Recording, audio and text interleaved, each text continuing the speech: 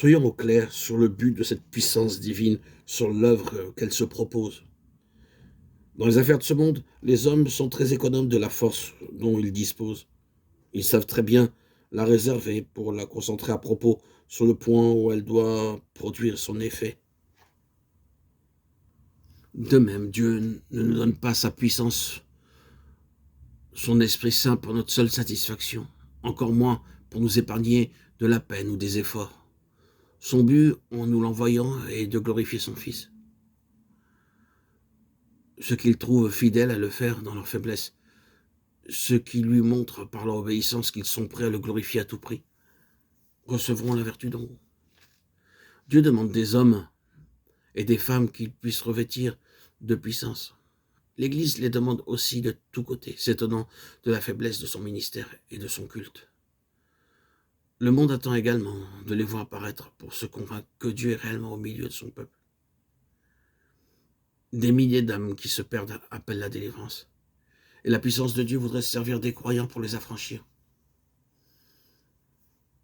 Ne nous contentons donc pas de prier Dieu, de les secourir et de les bénir. Ne nous bornons pas à faire de notre mieux pour leur venir en aide par nos propres efforts, mais que chacun de nous s'adonne sans réserve à vivre comme le témoin de Jésus. Prions Dieu de faire comprendre à ses enfants qu'ils doivent représenter Christ ici-bas précisément comme autrefois Christ représentait le Père. Vivons avec la ferme conviction que l'esprit de puissance est en nous et que si nous attendons à lui, le Père nous remplira de la puissance de son esprit. Oh notre Père, nous te remercions de tout ce que tu as préparé pour tes enfants. Nous te remercions de ce que c'est par leur faiblesse même qu'ils peuvent devenir forts, de ce que c'est précisément dans leur faiblesse que ta toute puissance te glorifie. Nous te remercions de ce que tu envoies le Saint-Esprit, l'Esprit de puissance, pour apporter à l'Église la présence de Jésus, auquel toute puissance a été donnée, et pour faire de ses disciples les témoins de sa présence. Je te demande, ô mon Père, de me faire comprendre qu'aussitôt que j'ai le Christ vivant, je possède la puissance. Puisse-je apprendre à ne plus l'attendre avec éclat.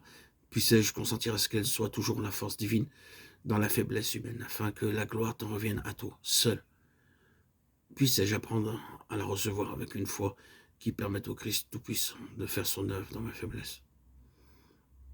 Oh, puisse le Saint-Esprit manifester si puissamment en moi la présence de Jésus, que ce soit lui qui rende témoignage par moi. Oh mon Père, je veux que tout mon être soit soumis à cette sainte puissance. Je veux que tout en moi obéisse à ses lois chaque jour et que tout le long du jour, je veux la servir avec humilité jusque dans les moindres détails. Mon Père, fais régner en moi ta puissance, ton Saint-Esprit, afin que, préparé par elle, je sois propre à être employé par elle. Oh, que le but de ma vie soit de rendre honneur et gloire à ton divin Fils. Amen.